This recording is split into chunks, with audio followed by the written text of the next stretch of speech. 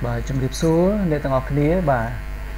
ngày nay dương được bằng to sợ xa bà mê riêng tí muối chấm lại tí pì bà rộp điếp phơ oi background srot art bà nghề bà pi Bravo Center video bà là nông cam vị thi Microsoft pi bọn lọp bà chân ở dương chỉ tu tư nè sự là cây ca rồi bỏ dương được nông Microsoft pi bọn lọp nắng cứ vì miền po sòแต่มาดองนะចឹងយើងធ្វើម៉េចដើម្បីឲ្យពណ៌សិលកិច្ចការហ្នឹងមានភាពស្រស់ស្អាតប្លែកៗគ្នាបាទតាក់ទាញបាទជាមួយនឹងការងាររបស់យើងបាទអញ្ចឹងយើងចូលទៅសិក្សាទាំងអស់គ្នាបាទឥឡូវខ្ញុំចូលទៅកម្មវិធី Microsoft Word 2010បាទនេះគឺជាផ្ទៃសិលកិច្ចការណាបាទជាផ្ទៃសិលកិច្ចការរបស់យើងដែលមានពណ៌សសុទ្ធបាទអញ្ចឹងយើងធ្វើម៉េចដើម្បីដាក់ពណ៌ទៅលើផ្ទៃកិច្ចការហ្នឹងបាទអញ្ចឹងទី1ដើម្បីដាក់ពណ៌ទៅលើផ្ទៃកិច្ចការហ្នឹងយើងចុចទៅលើ page layout បាទយើងយកពាក្យថា page color បាទម្ដងទៀតយើងចុចទៅលើ page layout tab យើងយក page color បាទហើយនេះគឺជា dim color បាទដែលយើងអាចរៀបបានឧទាហរណ៍ថាខ្ញុំស្រឡាញ់ពណ៌ណាមួយអញ្ចឹងខ្ញុំចុចលើពណ៌ហ្នឹងមកបាទណាបាទអញ្ចឹងវាធ្វើឲ្យសិលកិច្ចការយើងពណ៌បែបហ្នឹងឯងហើយយើងអាចវាយអត្ថបទធម្មតាបាទវាអត្ថបទធម្មតានេះគឺជាពណ៌ដែលមានស្រាប់ដែលយើងអាចរៀបបានអញ្ចឹងយើងចង់បានពណ៌ផ្សេងទៀតក្រៅពីពណ៌ទាំងអស់ហ្នឹងយើងធ្វើម៉េចណាទី1យើងអាចចូលកន្លែង more color នេះបាទ more color វាមាន standard និង custom ណា standard គឺបែបនេះបាទយើងស្រឡាញ់ពណ៌មួយណាវាមានចំណុចមូលបាទហ្នឹងបងស្រឡាញ់ពណ៌មួយណាមកចុចលើវាមកបន្តមកអូខេមកណាឃើញទេនេះគឺជា background នៃសិលកិច្ចការរបស់យើងហើយមួយទៀតយើងអាចចូលមក color ដដែលយើងចូល custom ណាគឺវាពណ៌បែបនេះណានេះគឺជាពណ៌ RGB យើងទៅគឺពណ៌ RGB នឹងឯងបាទស្រឡាញ់ពណ៌មួយណាចុចលើពណ៌ហ្នឹងមកបាទបន្តមកយើងយកពាក្យថាអូខេបាទអូខេនេះគឺជាពណ៌សិលកិច្ចការហើយមួយទៀតយើងអាចចូល page color ដដែលណាក្រៅពីពណ៌ dim color ដែលមានស្រាប់standard color យើង more color យើងរើសរួចហើយយើងអាចចូលកន្លែង fill effect បាទ fill effect អញ្ចឹងនៅក្នុង fill effect នេះវាមាន4 tab បាទគឺ gradient texture pattern និង picture បាទឥឡូវយើងសិក្សាទៅលើ gradient tab បាទពេលដែលយើងចុចទៅលើ gradient វាមានពាក្យថា colors បាទ color វាមាន one colors បាទគឺមានន័យថាមានតែមួយពណ៌ដែលយើងអាចជ្រើសរើសបានហើយយើងអាចសេរីពលឺរបស់វាបាទឧទាហរណ៍ណាហើយកាលណាយើងយក one color នេះគឺ transparent នេះគឺអត់ចេញទេបាទហើយបើយើងយក two color ខ្ញុំយក one color សាកមើលណាឃើញទេពណ៌យើងបែបខ្ញុំអញ្ចឹងទៅប៉ុន្តែបើសិនខ្ញុំយក two color ណាគឺវាមាន color 1 color 2ដែលយើងអាចឲ្យយើងចាក់ពណ៌លាយគ្នាបានណាទៅលើផ្ទៃកិច្ចការហ្នឹងបាទហើយចំណុចទីនេះគឺ standard style នេះគឺបង្ហាញអំពីបាទឆ្នោតនៃពន្លឺណាបាទយើងស្រឡាញ់ចំណុចមួយណាយើងចុចលើវាមកបាទបន្ទាប់មកយើងអាចអូខេណាវាបង្ហាញយើងកន្លែងវារៀននេះបាទនេះគឺ sample ដែលវាបង្ហាញបាទ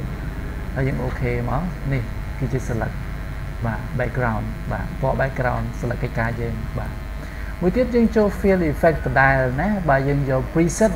បាទ preset នេះកន្លែង preset color នេះគឺមានច្រើនណាសម្រាប់ឲ្យយើងឬបាទមាន late sunset បាទមាន nightfall បាទមាន daybreak បាទ horizon បាទហើយមានច្រើនទៀតនៅក្នុងហ្នឹងណាបាទឧទាហរណ៍តែខ្ញុំរើសយកអីមួយបាទខ្ញុំចូល rainbow អីចឹងទៅណាហើយខ្ញុំអាចរើសកន្លែង setting style ទៀតបាទស្មោលបាទ mode ស្មោលនឹងបានទៀតណាតោះមកយើងអូខេទៅនេះគឺជា select បាទកិច្ចការរបស់យើងមួយទៀតបាទយើងចូល fill effect ដដែលយើងយក texture បាទ texture នេះគឺមានស្រាប់ណាខ្ញុំស្រឡាញ់មួយណាចុចលើវាមកណាបាទខ្ញុំស្រឡាញ់ចំណុចនេះខ្ញុំចុចលើវាមកហើយខ្ញុំហើយកន្លែងនេះគឺមាន other texture បាទ other teacher នេះយើងអាចរឹសដែរបាទ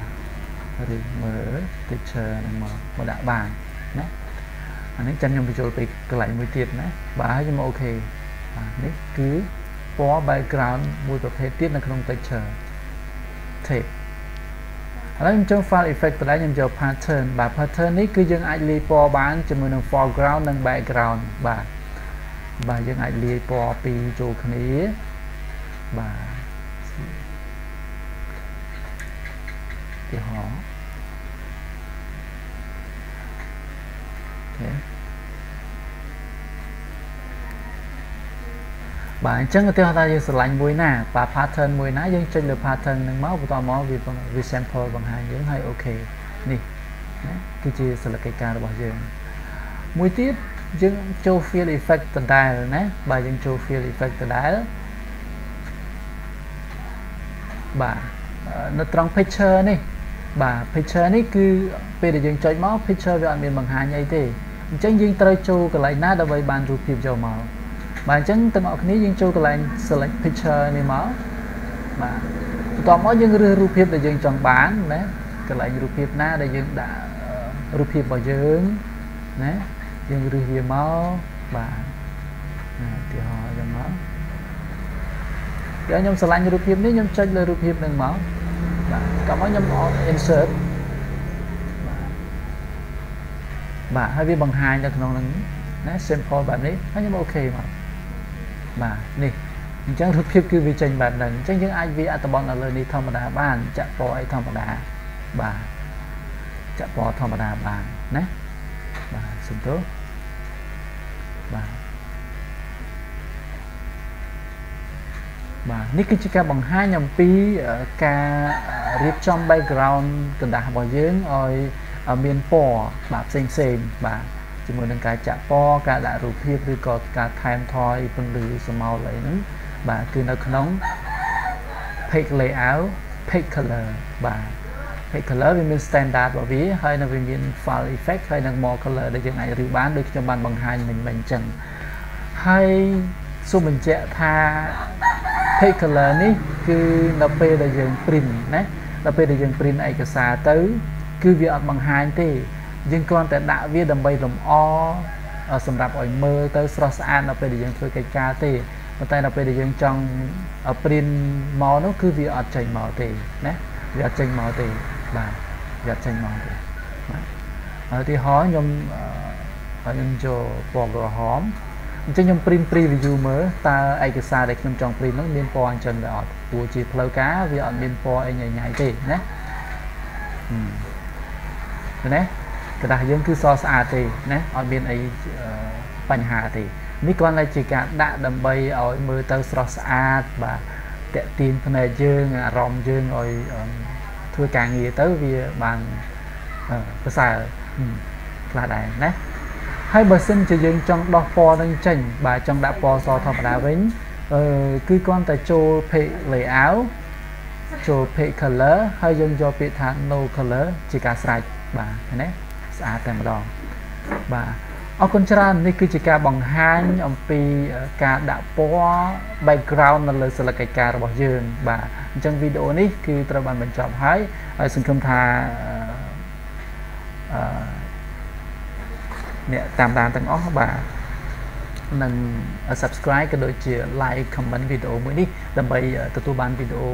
ក្រោយៗទៀតដែលខ្ញុំបានបង្ហាញផងដែរបាទអរគុណច្រើនជាមួយនឹងការយកចិត្តទុកដាក់បាទសូមអរគុណបាទជម្រាបលាបាយបាយ